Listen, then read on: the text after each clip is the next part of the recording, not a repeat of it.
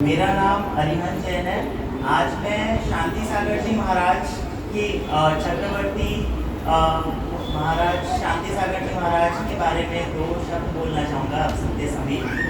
तो शांति सागर जी महाराज तो 1872 में हुए थे। आज भी हम उन्हें इतना याद करते हैं। ऐसा कुछ तो होगा जो उनके याद करने लायक होगा। उन्होंने क्या क्या काम किए, उनके जन्म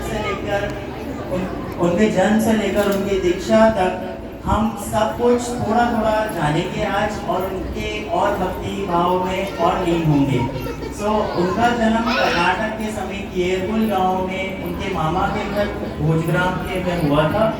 और वहाँ पे उनकी जब जन्म हुआ था तब उनकी माता को बहुत सुंदर सुंदर स्वप्न आते थे। उनको ऐसा स्वप्न आता था जैसे कि 108 कर कमलों से भगवान की भक्ति कर रहा है कोई नन्हा बालक। तो ऐसे स्वप्न आते थे उन्हें। अब उसके बाद जब जन्म हुआ तो उनका माता पिता से बहुत लगाव था। उनकी माता का नाम सत्यवती और पिता का नाम भीमगौड़ा था। और जब उनके पांच भाई बहन थे। दो बड़े भाई थे, एक छोटा भाई था और एक बहन थी कृष्णाबाई। तो उनका आप सोचते होंगे कि उनका जीवन कैसा हुआ होगा। तो उस टाइम पे बचपन में ही शादी हो जाती थी। तो उनकी 9 वर्ष की आयु में शादी हो गई थी। केवल क्योंकि उन्हें बाल ब्रह्मचारी कहते हैं, बिल्कुल उनकी 9 वर्ष में जब शादी हुई थी। 6 साल की बालिका छोड़ दो उसको छोड़ दो।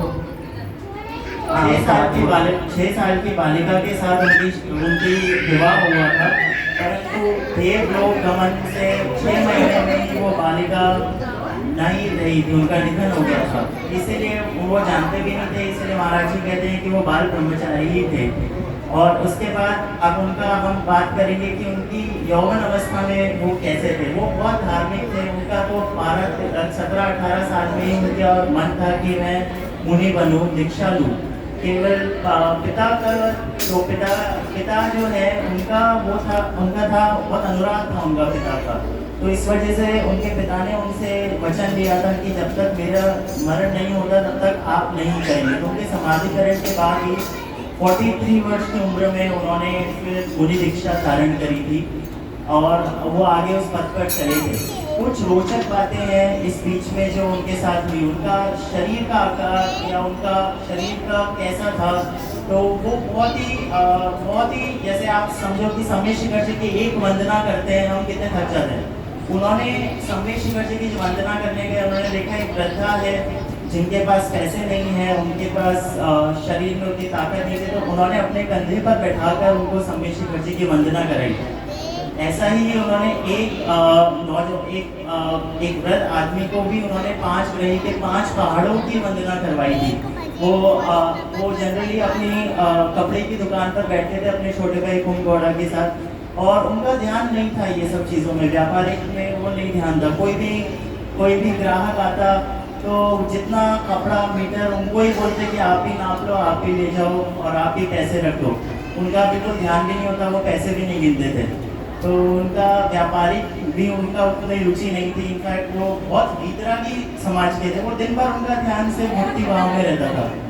तो उन्होंने अपनी छोटे भाई का भीमगौड़ा और कृष्णा भाई का विवाह तक उन्होंने नहीं अटेंड किया था, उन्होंने शामिल नहीं हुए थे विवाह में।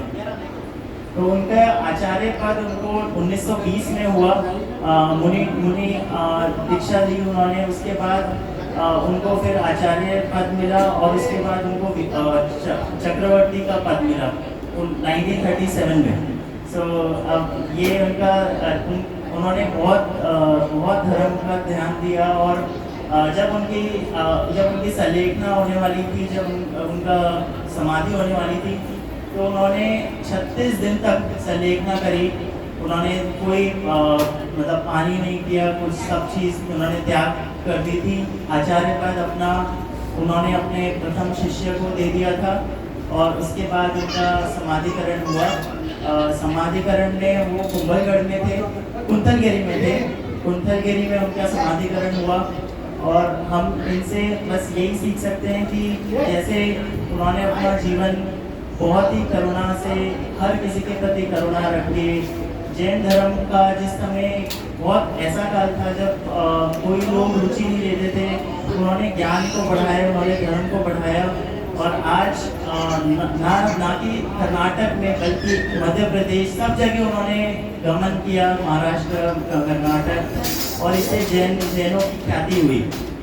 तो अब विद्यासागर जी महाराज उनके शिष्य, मतलब 5वीं पीढ़ी के शिष्य हैं एक तरह से, उनके 5वीं पीढ़ी के शिष्य। और आज हम देखते हैं आज हमारी जो विद्यासागर जी महाराज के लिए हमारी कितनी भक्ति भावना है।